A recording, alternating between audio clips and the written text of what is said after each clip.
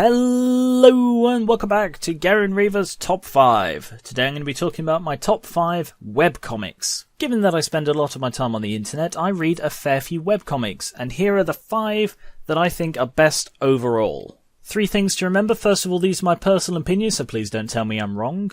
These are limited only to the ones that I have read, and if there is a story in any of these, no spoilers will be included in this video, so please don't include any in the comments. Number 5. Poorly Drawn Lines. This is a mostly non-sequential comic with various jokes and some recurring characters. I started reading this a couple of years ago when I was going through a very difficult time, and this comic kept me laughing. It has fantastic dry humour.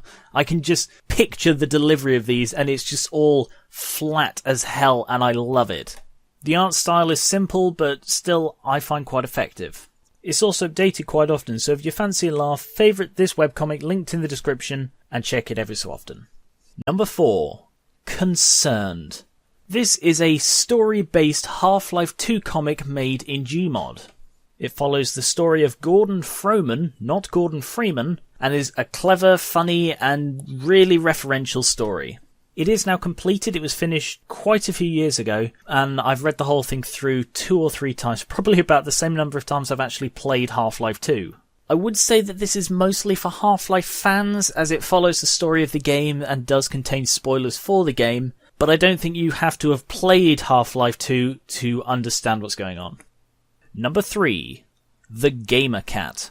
This is a loosely sequential comic with cat-related gaming humour, as in gaming humour with a twist because they're cats. And they are realistically depicted cats, you know, they're small, they can't communicate with humans, all of this, so they are sort of proper cats who play a lot of video games. And straight off the bat, the art is adorable. The 4 main characters, well, 3 of them are very cute, but all 4 of them are very well rounded and they have some great interaction together. It is like they are actual sort of people. The comedy has a healthy mix of cat and game humour, so you know there's a bit of both, and the whole thing is light-hearted and very family friendly. Number 2. Critical Miss. This is another loosely sequential comic, mostly gaming humour, and this is hosted on the Escapist website. Unlike Gamer Cat, this one can be quite dark. It has some sort of stories, and just particularly some of the jokes they make are kind of off colour, but that's just the writer. I follow the writer on Twitter, and his Twitter's even darker than his comic. The regular artist is very, very good, and although at the moment they have in a substitute artist who does sort of discount penny arcade art, which I really don't like, the regular artist will be coming back at some point, and I look forward to his return.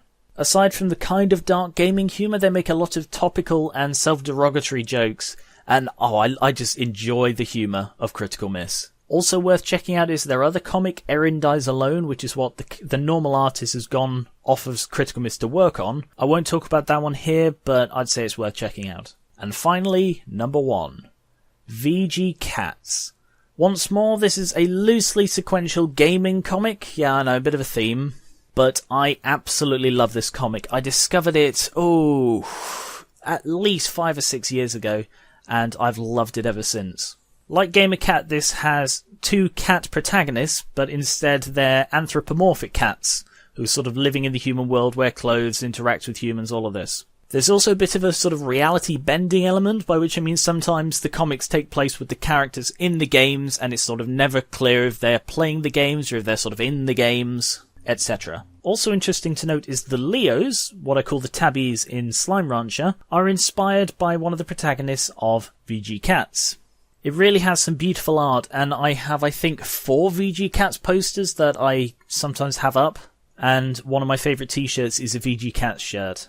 One thing I will say is that it isn't updated as often as some of the other ones like Poorly Drawn Lines, and the humour can be quite dark, but not with the same sort of consistency of Critical Miss. Overall, though, when it does update, I always look forward to it, and they're fantastic and fun.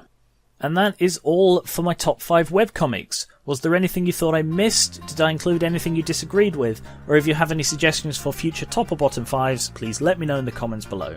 Also, please consider pledging to my Patreon linked in the description, and also in the description are all 5 of the webcomics I mentioned in this video.